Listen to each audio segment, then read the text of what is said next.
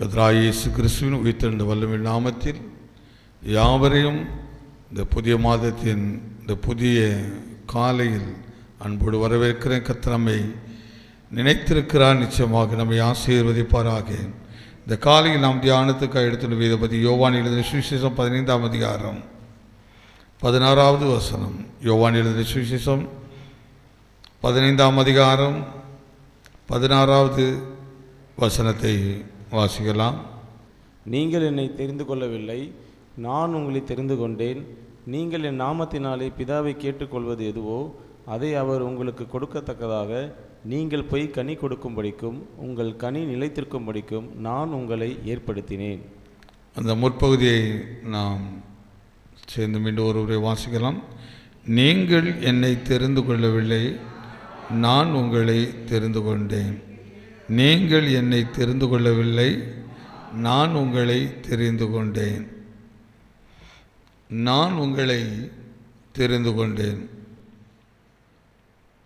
இந்த வார்த்தையை கர்த்தராகிய இயேசு கிறிஸ்து தன்னுடைய ஊழிய பாதையில்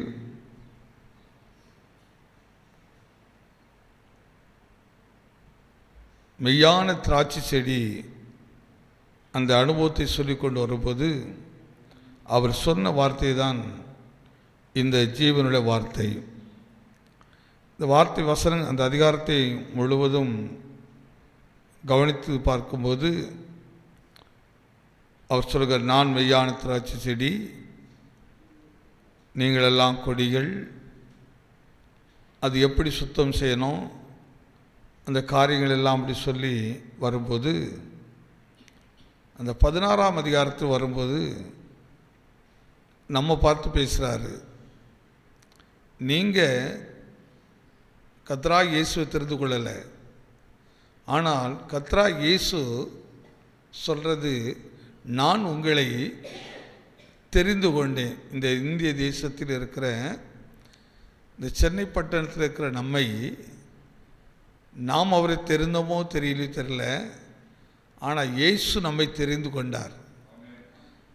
அதனால தான் அந்த வார்த்தை அப்படி சொல்கிறார், நீங்கள் என்னை தெரிந்து கொள்ளவில்லை, நான் உங்களை தெரிந்து கொண்டேன். அழைக்கப்பட்டவங்க நிறைய பேர் இருக்கலாம், நிறைய பேர் அழைக்கப்பட்டிருக்கலாம். ஆனால் அந்த அழைக்கப்பட்டிருக்கிற கூட்டத்தில் இருப்பது பார்க்கலாம் அந்த தெரிந்து கொள்ளப்பட்ட கூட்டம், தெரிந்து கொள்ளப்பட்டவர்கள். இப்போ ஒரு 10 பேர் இருக்கிறோம், ஒரு முக்கியமான ஒரு வேலை செய்யணும், வேலை முக்கியமான வேலை, அது கர்த்தருடைய வேலை இருக்குது. ஆனால் அந்த வேலை செய்கிறதுக்கு 10 பேரையும் அழைக்கிறது இல்லை. எல்லாரும் அழைச்சாரு, ஆனால் தெரிந்து கொள்கிற 10 பேரையும் இல்லை, 100 பேரையும் இல்லை. அதில் யாராவது ஒருத்தர் தான் அதில் என்ன செய்கிறார்கள், தெரிந்து கொள்ளப்படுகிறார்கள். ஆனால் தான் நீங்கள் என்னை தெரிந்து கொள்ளவில்லை, நான் உங்களை தெரிந்து கொண்டேன். அப்போ ஏதோ ஒரு விஷயத்தில் நம்ம இடத்துல ஒரு விசேஷித்த ஒரு தன்மையை தேவன் கவனித்து பார்க்கிறார். நம்ம இடத்துல ஏதோ ஒரு விசேஷமான ஒரு குணத்தை கர்த்தர் பார்க்கிறார். என்றைக்கும் அழைக்கப்படுறது தகுதி இருக்கிறவர்கள் இல்லாதவர்கள் எல்லாரும் அழைக்கப்படுகிறோம். ஆனால் பயன்படுத்தப்படும் போது தகுதி உள்ளவர்கள் மட்டும்தான் என்ன செய்கிறார்கள், பயன்படுத்தப்படுகிறார்கள். எல்லாரும் பயன்படுத்தப்படுவதில்லை. அழைப்பு என்பது முழு உலகத்துக்கும் முழு சமூகத்துக்கும் ஜனங்களுக்கும். ஆனால் பயன்படுத்தப்படுகிற தெரிந்து கொள்ளப்படுகிறது சிலராக காணப்படுகிறார்கள். அந்த சிலர்களில் நானும் நீங்களும் ஒருவராக இருக்க வேண்டும் என்பது தேவனுடைய உன்னதமான மனதில் விருப்பம். இந்த வருஷத்தின் இந்த 4வது மாதம் இந்த காலையில் இந்த வசனத்தின் அடிப்படையில், ஆண்டவரே நீர் என்னை தெரிந்து கொண்ட காமி ஸ்தோத்தரிக்கிறேன், நீர் என்னை உன் கண்களுக்கு முன்பாக வைத்திருக்க ஸ்தோத்தரிக்கிறேன், நீர் என்னை பயன்படுத்தும்படியாக மனதில் விருப்பம் கொண்டீரே அதற்காக ஸ்தோத்தரிக்கிறேன், அதற்காக நன்றி செலுத்துகிறேன் என்று நாம் அதிகமாக நன்றி செலுத்த கடமைப்பட்டிருக்கிறோம். என்னை எதற்காக தெரிந்து கொண்டீரோ அந்த வேலையை செய்வதற்கு நான் என்னை முழுவதும் ஒப்பு கொடுக்கிறேன். தெரிந்து கொள்ளப்பட்ட காரியத்தில் நம்முடைய முழு சரீரமும், அதை நமக்குள்ளே இருக்கிற சரீரமும் ஆண்டவருக்கு தேவை, நமக்குள்ள இருக்கிற ஆத்மாவும் தேவை, நமக்குள்ள இருக்கிற ஆவியும் அவருக்கு தேவை. சிலரை ஆவியிலே கர்த்தர் பயன்படுத்துகிறார், சிலருடைய ஆத்மாவை பயன்படுத்துகிறார், சிலருடைய சரீரத்தை கர்த்தர் பயன்படுத்துகிறார். சிலருடைய சரீரம் இந்த பூமியினுடைய வேலைகளுக்கு மிகவும் அவசியமாக இருக்கிறது. அதனால் நம்ம சரீரத்தை கூட கொஞ்சம் பாதுகாத்து கொள்ளணும், நம்ம சரீரங்களை பாதுகாத்து கொள்ளணும். நம்முடைய ஆத்மாவை அவர் பயன்படுத்தும்படி காத்து கொள்ளணும். இந்த ஆத்மா நம்முடைய ஆவியெல்லாம் பாதுகாக்கப்படும் போது தாங்க பரலோகத்துடைய வெளிப்பாடு நமக்கு கிடைக்கும். சரீர பாதுகாப்பினால் அந்த 3 தன்மைகள் இருக்கிறது. இந்த சரீரத்தை பயன்படுத்துறதுக்கு இப்போ வேலைகள் நிறைய இருக்குது. எல்லா வேலைகளுக்கும் எல்லாரையும் தெரிந்து கொள்வதில்லை. ஒவ்வொரு வேலைகளுக்கு ஒவ்வொருவரை தெரிந்து கொள்ள வேண்டியிருக்கிறது. இப்போ நம்முடைய எலக்ட்ரிசிட்டியில் ஒரு ப்ராப்ளம்னு சொன்னால் சரீர வலிமை உள்ளவர் தேவையா, அது எலக்ட்ரிசிட்டியை பற்றி தெரிந்தவர் தேவையா? அதை குறித்து தெரிந்தவர் தான் தேவை.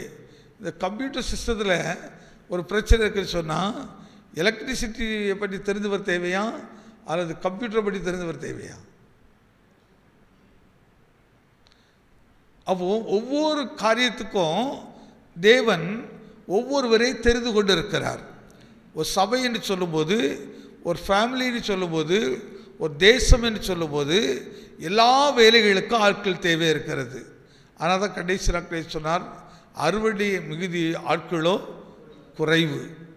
இன்றைக்கி ஆண்டவருடைய சித்தத்தை செய்வதற்கு அழைக்கப்பட்டவர்கள் நிறையா இருக்கிறார்கள், ஆனால் தெரிந்து கொள்ளப்பட்ட இடத்துல மிகவும் குறைவுள்ளவர்களாக இருக்கிறோம்.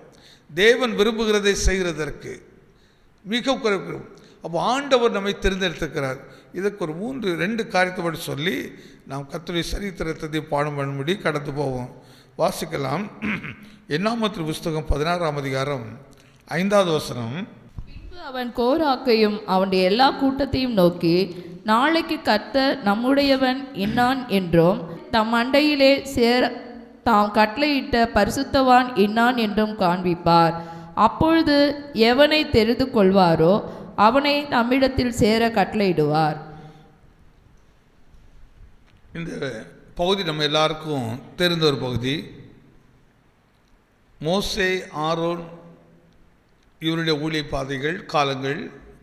இந்த காலத்தில் கோரேசி புத்திரர்கள் ஒரு விதமான உணர்வுகள், எண்ணங்கள் உண்டாகி அவர்கள் ஏன் இவர்களோடு தானா, நாங்கள் அந்த பகுதியில் இல்லையா, நாங்கள் அதை வேலை செய்யக்கூடாதா என்று ஒரு முறுமுறுக்கிறவும் எரிச்சலடைகிற ஒரு சுபாவம் அவர்களுக்கு வெளிப்படுகிறது. அப்போ இந்த முறுமுறுக்கிற ஒரு, ஏன்னா 4 பேர் இருக்கிற இடத்துல 4 பேர் 4 விதத்தை பேசிகிட்டு இருந்தோன்னா அந்த காரியங்கள் என்ன செய்யாது, கைக்கூடி வராது, அந்த காரியங்கள் சக்ஸஸாக முடியாது. அதனால தான் பாருங்க, ஒரு வீடுன்னு சொல்லும்போது 4 பேரும் ஒற்றுமையாக இருந்தால் தான், ஒரு மனம் உள்ளவர்களாக இருந்தால் தான் அந்த வீட்டுக்குள்ளே எடுக்கிற காரியங்களாக நல்லாயிருக்கும். அந்த இடத்துக்குள்ளே தான் தேவனும் வாசம் பண்ண முடியும். ஆனால் 4 பேரில் ஆளுக்கு ஒவ்வொரு ஆலோசனை, ஆளுக்கு ஒரு வார்த்தை, ஆளுக்கு ஒரு செயல் இருந்தால் அந்த ஸ்தலம் எப்படி இருக்காதுன்னா மகிழ்ச்சியை கொடுக்காது, சந்தோஷத்தை கொடுக்காது, இந்த ஊழியம் மகிழ்ச்சியாக இருக்காது, தேவனுடைய வீட்டுக்குள்ளே அந்த வேலை நன்றாக இருக்காது. இப்போ தேவனுக்கு பலி செலுத்துகிற காரியத்தில், தூபம் காட்டுகிற விஷயங்களில் முறுமுறுப்பு எரிச்சலும் உண்டாகிறது. ஒருவருக்கு ஒருவர் பலவிதமாக யோசிக்கிறார்கள். அந்த வார்த்தையை கொஞ்சம் கவனித்து பாருங்கள். அடுத்த வசனத்தில், ஒன்று செய்யுங்கள். கோராக்கின் கூட்டத்தார்களே, நீங்கள் எல்லோரும் தூப கலசங்களை எடுத்துக்கொண்டு. இப்போ அவர்களை ஒரு டெஸ்ட்டுக்கு எதிராக அழைக்கிறார். ஒன்று செய்யுங்கள். ஏன் வாக்குவாதம் பண்ணி கொண்டு இருக்கிறீர்கள்? நீங்கள் எல்லாரும் என்ன செய்ய, தூப கலசங்களை எடுத்துக்கொண்டு வாருங்கள். அந்த தூப கலசத்தில் எதை தேவன் அங்கீகரிக்கிறாரோ அவர்கள் அதை செய்யட்டும். இந்த அநேக இடத்துல பிரச்சனை தீர்க்கிற விதங்களை கொஞ்சம் கவனித்து பார்த்தால் அங்கே தேவன் இந்த எப்படி ஆலோசனை கொடுக்கிறார் என்பது தெரியும். அப்படி ஆலோசனை கொடுத்து யார் தெரிந்து கொள்ளப்பட்டாரோ அவர்களை எடுத்து கர்த்தர் பயன்படுத்துகிறாரு. அவர் சில நேரங்களில் தேவன் தெரிந்து கொள்ளப்பட்டவர்களுக்கு எதிரான ஒரு சதி செயல் எழும்பும். தேவன் தெரிந்து கொள்ளப்பட்டவர்களுக்கு தேவன் உங்களை பயன்படுத்த அவர் விரும்பும் போது உங்களை மட்டம் தட்டும்படி அல்லது உங்கள் வளர்ச்சியை தடை பண்ணும்படி அல்ல தேவன் அதை பயன்படுத்த நினைத்திருக்கிறதை பயன்படுத்தக்கூடாதபடிக்கு தடைகளாக சில வல்லமைகள் எழும்பதான் செய்யும். ஆனால் அந்த வல்லமைகளோடு நாம் யுத்தம் பண்ணப்படாதபடி ஆண்டவரை நீங்கள் என்னை தெரிந்து கொண்டது உண்மையானால் நீங்கள் இந்த பிரச்சனை தீர்த்து வைங்க. அந்த பிரச்சனை தேவ சமுத்திரம் கொண்டு போயிடணும். இந்த மாதம் எந்த பிரச்சனையும் நீங்கள் எடுத்து பயன்படுத்தாதீர்கள், நீங்கள் எடுத்து யுத்தம் பண்ணாதீர்கள். அந்த பிரச்சனைகள் எல்லாம் நீங்கள் தேவ சமுத்திரம் கொண்டு எந்த அடிப்படையில் கொண்டு வரணும்? நான் இந்த வேலைக்காக நான் வரவில்லை, நான் இதை செய்ய முடிய வரவில்லை, நீங்கள் என்னை தெரிந்து கொண்டது, நீங்கள் தான் என்னை அழைத்திருங்க, நீங்கள் தான் அந்த வேலையை எனக்கு கொடுத்துருக்கிறீங்க, நீங்கள் தான் அந்த குடும்பத்தை எனக்கு கொடுத்துருக்கிறீங்க, நீங்கள் தான் அந்த ஊழியத்தை கொடுத்துருக்கிறீங்க, நீங்கள் தான் இந்த செயலை செய்யும்படி என்னை பொறுப்பை என் கையில் கொடுத்துருக்கிறீங்க. அப்படி ஆனால் நீங்கள் கொடுத்திருக்கிறதுக்கு எதிராக எத்தனை விதமான சதிகள் வல்லமைகள் எழுப்பினாலும் அதை நான் யுத்தம் பண்ணுவதில்லை, நான் அதோடு போராடுவதில்லை. அதுக்கு பதிலாக நான் நேராக அந்த பிரச்சனை உங்களுடைய கரத்தில் ஒப்பு கொடுக்குறோம். குறிப்பாக இப்படி எடுத்துக்கொள்ளுங்க, மனுஷன் தனிமையாக இருப்பது நல்லதில்ல, ஏற்ற துணையை உண்டாக்குவேன்னு சொன்னார். இப்போ ஒரு மனுஷனுக்கு ஒரு மனுஷியை கர்த்தர் கொடுக்கிறார், அல்லது ஒரு மனுஷிக்கு ஒரு மனுஷனை கொடுக்கிறார். இது தேவன் கொடுத்தது என்றால் நமக்கு எப்படி தெரியும்?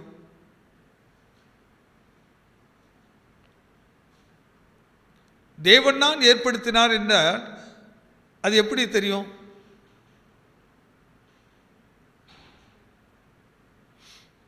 எப்படியா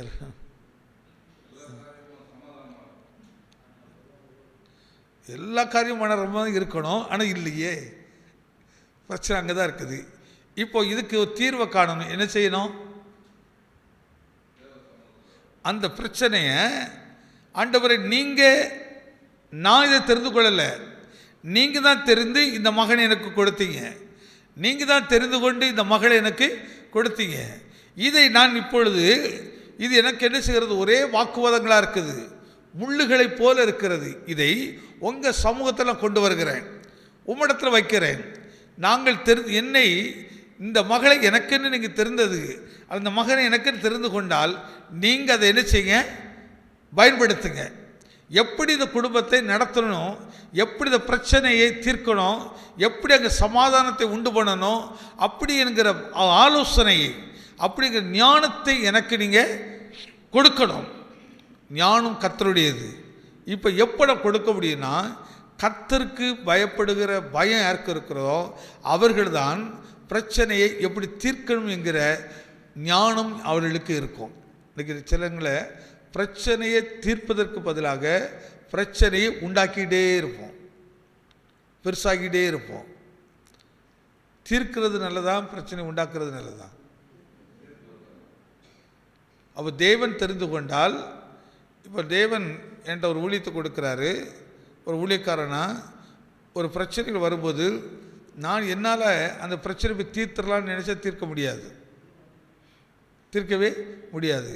அப்போ அந்த பிரச்சனை நான் எடுத்துகிட்டு தேவ சமுத்திரம் போகணும். ஆண்டவரே, நான் அந்த ஊழியத்தை செய்ய தெரிந்து கொள்ளப்பட நான் விரும்பலை, நீங்கள் தான் என்னை தெரிந்து கொண்டீங்க, நீங்கள் தான் இந்த ஃபேமிலியெல்லாம் கொடுத்தீங்க.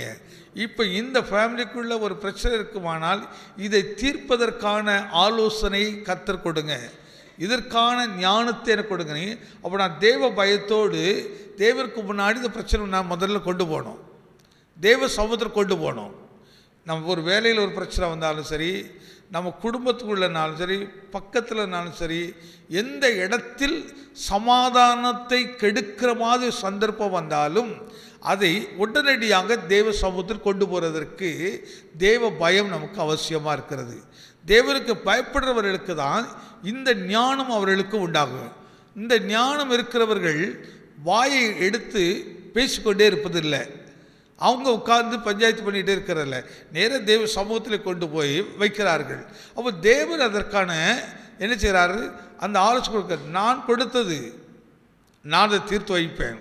இங்கே கவனித்து பாருங்கள், இங்கே பிரச்சனை வரும்போது அப்படி தான் நடக்கிறது. இன்னொரு வசனத்தோட வாசிக்கும், 7வது வசனத்தை கொஞ்சம் வாசிங்களேன்.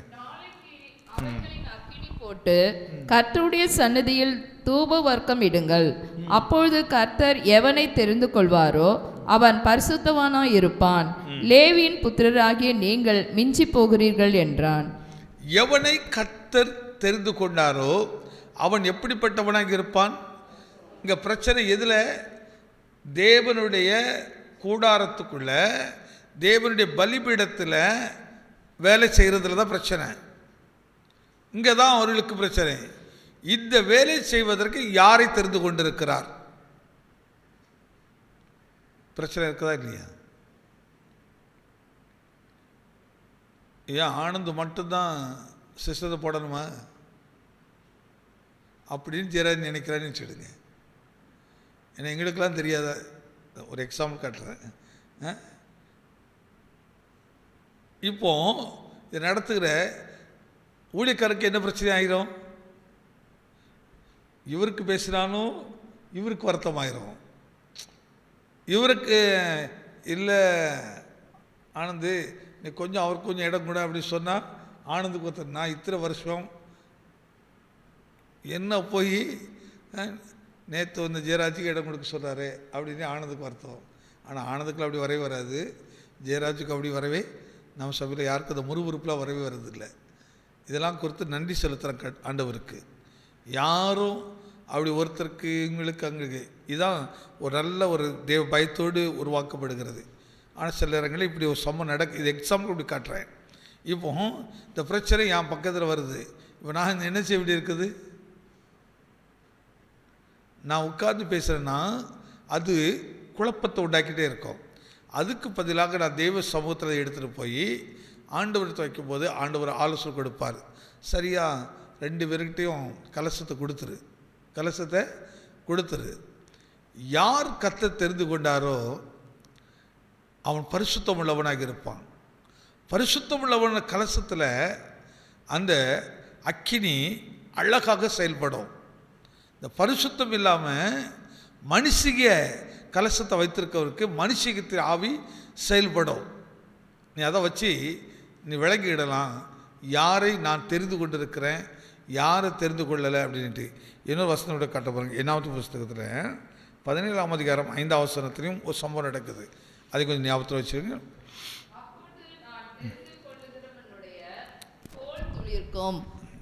இப்படி இஸ்ரவேல் புத்திரர் உங்களுக்கு விரோதமாய் முறுமுறுக்கிற அவர்கள் முறுமுறுப்பை என்னை விட்டு ஒழிய பண்ணுவேன் என்றார். இந்த அடிக்கடி மனுஷனுக்குள்ள வர்றதெல்லாம் யார் தான்? எப்பவும் ஒரு எதிரி வந்துக்கிட்டே இருப்பான். தெரிந்து கொள்ளப்பட்டவர்களுக்கு இப்போ நம்ம நினைக்கிறோம் கர்த்தர் நம்ம தெரிந்து கொண்டால் அப்படி அழகாக பஞ்சுமெத்த மாதிரி இருக்கும் அப்படின்னு இல்லை. கர்த்தர் தெரிந்து கொண்டாலே உடனே அதுக்கு எதிராக என்ன செய்யும்?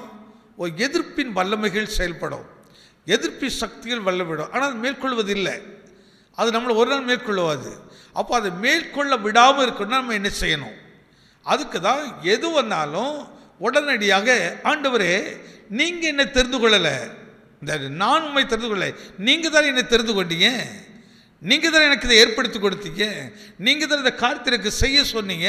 அப்போ நீங்கள் செய்ய சொன்னதை நான் செய்யும்போது இதில் இவ்வளோ பெரிய பிரச்சனையும் போராட்டங்களும் செய்யக்கூடாதபடி தடைகள் வருகிறது என்று அந்த எடுத்து தேவ சமூகத்தில் கொண்டு போகும்போது அந்த தேவன் நமக்காக வழக்காடி, தேவன் நமக்காக அவர்களோடு பேசி அந்த பிரச்சனையை, அந்த சத்துருடைய வல்லமைகளை நமக்கு முன்பாக நிற்கக்கூடாதபடிக்கு தேவன் அதை வெட்கப்படுத்தி அனுப்பிவிடுவார். எத்தனை விசுவாசிக்கிறீங்க?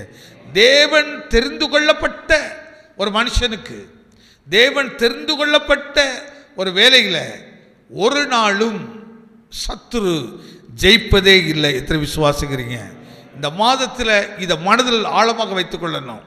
நீங்கள் என்னை அழைத்திருக்கிறீங்க, ஆனால் அழைத்த இடத்துல இருந்து என்னை தெரிந்து கொள்ளப்பட்ட இடத்துக்கு கொண்டு வந்திருக்கிறீங்க. தெரிந்து கொள்ளப்பட்ட இடத்துல இருக்கிற எனக்கு எதிராக எந்த தடைகளும், எந்த முறுமுறுப்புகளும், எரிச்சல்களும் யார் எழுப்பி வந்தாலும் அவர்களோடு நான் யுத்தம் பண்ணுவதில்லை, அவரோடு நான் வாக்குவாதம் பண்ணுவதில்லை. பிரச்சனை எப்படி தீர்க்கணுங்க அதுக்கு ஆலோசனை. அப்போ நமக்கு வாய் இருக்கிறது என்பதற்காக நம்ம வாயை காட்டிடவே கூடாது. நமக்கு சரித்த பலன் இருக்கிறதுக்காக கை காலை நீட்டிடக்கூடாது. உடனே தாழ்மையாய் தேவ சமூகத்தில் போகணும், தாழ்மையாய் கர்த்தருடைய சமூகத்தில் போகணும். சில நல்ல பரிசுத்தவான்கள் சொல்லுவார்கள், தம்பி ஏதாவது ஒரு பிரச்சனை உனக்கு உன்னால் தீர்க்க முடியாத அளவில் இருக்குது, அல்ல உனக்கு மிகவும் கஷ்டத்தை கொடுக்குற மாதிரி இருக்குதுன்னு சொன்னால் நீ ரொம்ப தாழ்மையாக போய் கர்த்தருடைய சமூகத்தில் நிற்கணும். ஆண்டவரே, நான் உண்மை தேடி வரலப்பா, நீங்கள் தானப்பா என்னை தேடி வந்தீங்க, நீங்கள் தானப்பா என்னை தெரிந்து கொண்டு வந்தீங்க, எனக்கு இது பாரமாக இருக்கிறது, எப்படி இந்த பாரத்தை நான் சுமக்க முடியும், எனக்கு இருதயம் உடைந்து போகுது, இந்த பிரச்சனையை சமாதானம் உள்ளதை மாற்றுங்க என்று நீ கண்ணீரோடு தேவ சமுத்திரம் கொண்டு வைத்துப்பார். அவர் தெரிந்து கொள்ளப்பட்டவனை வெட்கப்படுத்தவே மாட்டார். அவர் தெரிந்து கொள்ளப்பட்டவனை ஒரு நாள் கைவிடவும் மாட்டார். அவர் தெரிந்து கொள்ளப்பட்டவனை விட்டு கர்த்தர் விலகவும் மாட்டார். அதனால் தான் அவர் சொல்கிறார், உன்னை விட்டு விலகுவதும் இல்லை, உன்னை கைவிடுவதும் இல்லை. நம்ம விட்டு விலகுவதில்லை. அவர் உன்னை எதற்காக தெரிந்து கொண்டாரோ அந்த வேலையை செய்து அந்த காரியத்தை முடித்து அதிலே உயர்த்தப்பட வேண்டும் என்பது என் ஆண்டவருடைய மனதில் விருப்பமாக இருக்கிறது. ஆனால் அவர் சொல்கிறார், நீங்கள் என்னை தெரிந்து கொள்ளவில்லை, நான் உங்களை தெரிந்து கொண்டேன். வாசிக்கமாக நீங்கள் ஆண்டவரை தெரிந்து கொள்ளலை, நீங்கள் ஓடுனதுனாலேயோ பாடினது இல்லை. ஆண்டவர் உங்களை தாயின் கருவிலிருந்தே தெரிந்து கொண்டார். ஒரு காலங்கள் வரும், நான் என்னை காணும்படி செய்வேன், என்னை அறியும்படி செய்வேன். ஆனால் அந்த குமாரன் நம்மளை இழுத்துக்கொள்ளனா ஒருவனும் அவரிடத்து வர முடியாது. பாருங்க, நமக்கு கிடைத்த பெரிய கிருபைகள். எத்தனையோ பக்தி மார்க்கம் உள்ளவர்கள் இருக்கிறார்கள், எத்தனையோ தேவன் மேல் அன்புள்ளவர்கள் இருக்கிறார்கள். ஆனால் அவர்களுக்கு எந்த தேவன் உண்மையுள்ள தேவன் தெரியாமல் இருக்கிறார்கள். அவங்களுக்கு அந்த பாக்கியம் கிடைக்கல. பாருங்கள், நீங்கள் கொஞ்சம் யோசித்து பாருங்கள். சில நேரத்தில் நாம் எவ்வளோ டீசெண்டாக கர்த்தரை தேடுகிறோமா இல்லையா?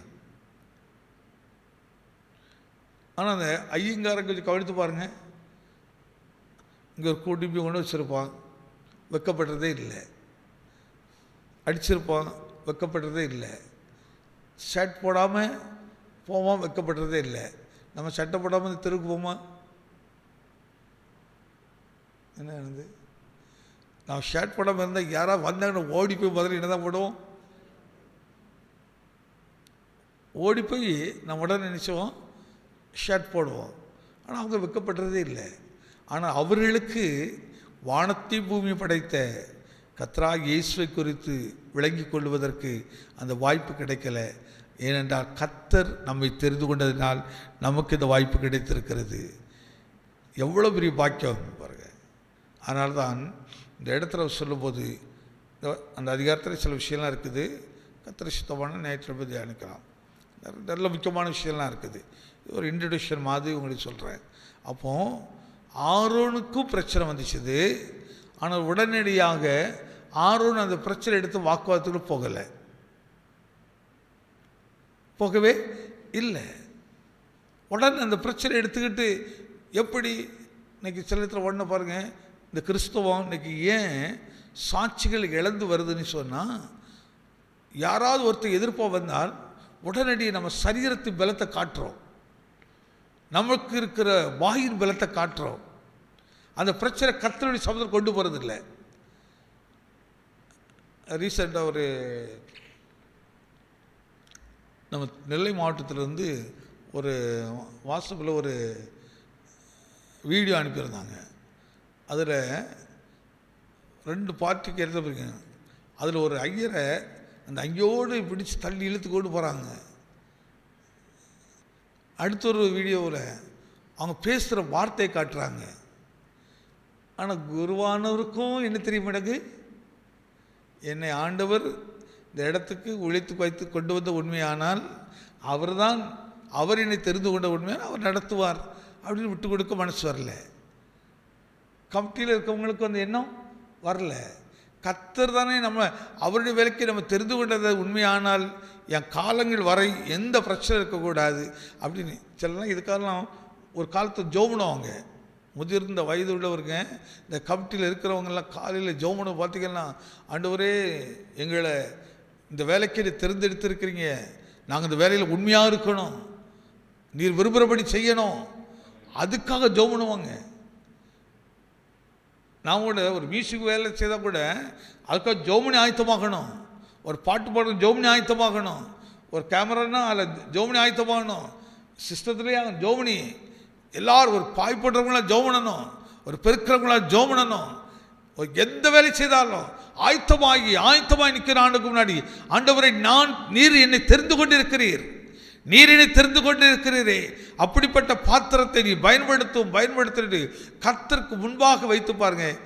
மலை மாதிரி பிரச்சனை வந்தாலும் பனியை போல் அது உருகி போகும். ஒருவனும் மோசைக்கு முன்னாடி நிற்கல, ஒருவனும் ஆரோனுக்கு முன்னாடி நிற்கல, ஒருவன் நிற்க முடியல. ஏனென்றா கர்த்தர் தெரிந்து கொள்ளப்பட்ட பாத்திரம். இதனுடைய நோக்கம் என்னன்னு சொன்னால், நானும் நீங்களும் இந்த மாதத்தை ஒரு விஷயத்தை, கர்த்தாவே நீங்கள் என்னை தெரிந்து கொண்டது என்பதை நான் முழு மனதோடு நம்புகிறேன். நான் நம்புகிறேன் ஐயா, நீங்கள் என்னை தெரிந்து கொண்டது உண்மை, அதனால் ஒரு வல்லமைகளும் என்னை மேற்கொள்வதே இல்லை. ஏனென்றால் எல்லா பிரச்சனையும் நான் உமக்கு முன்பாக வைத்து ஜெபம் பண்ணுவேன். ஒருத்தர் எனக்கு விரோதமாக பின்னாடி பேசினா கூட நான் உமக்கு முன்னாடி தான் வந்து நிற்பேன், அவனுக்கு முன்னாடி போய் நிற்க மாட்டேன், உமக்கு முன்னாடி உங்கள் சமூகத்தில் வந்து நிற்பேன். வைத்து பாருங்கள், இந்த 4வது மாதத்தில் நீங்கள் நினைத்து பார்க்காத அற்புதங்களையும் அடையாளங்களையும், உங்கள் சத்துருக்கள் உங்களுடைய சிநேகிதராகிறதையும், உங்களுக்கு தீமை செய்கிறவர்கள் நன்மை செய்கிறதையும் நீங்கள் பார்த்து, என் ஆத்துமாவே கர்த்தரை ஸ்தோத்திர என்று நன்றி சொல்ல கர்த்தர் அந்த பாக்கியத்தை கொடுத்து நம்மை ஆசீர்வதிப்பாராக. இந்த மாதத்தின் துவக்கத்தின் நாட்களில் ஆழ்மனதில் வைத்திருக்க வேண்டிய ஒரே ஒரு காரியம், என் ஆண்டவருடைய கண்கள் என்னை கண்டது, அவர் என்னை தெரிந்து கொண்டார். அவர் தெரிந்து கொண்டபடினால் இந்த மாதத்தில் இந்த அடையாளத்தை நான் காண்பேன், இந்த ஆச்சரியத்தை காண்பேன். மலை மாதி கடல் மாதி கொந்தளித்திருந்ததை எல்லாத்தையும் கர்த்தர் அடங்க பண்ணி, எல்லா வல்லமையிலும் அடங்க பண்ணி, கர்த்தர் என்னை தெரிந்து கொண்டது உண்மை என்பதை அவர்கள் விளங்க பண்ணுவார். அவர்களுக்கு முன்பாக நான் ஒரு பரிசுத்தமானவன் என்பதை, உண்மை உள்ளவன் என்பதை விளங்க பண்ணி கர்த்தர் நம்மை மகிமைப்படுத்துவார். ஒரு நாள் வெட்கப்படுத்தவே மாட்டார். கர்த்தர் நம்மை ஆசீர்வதிப்பாராக.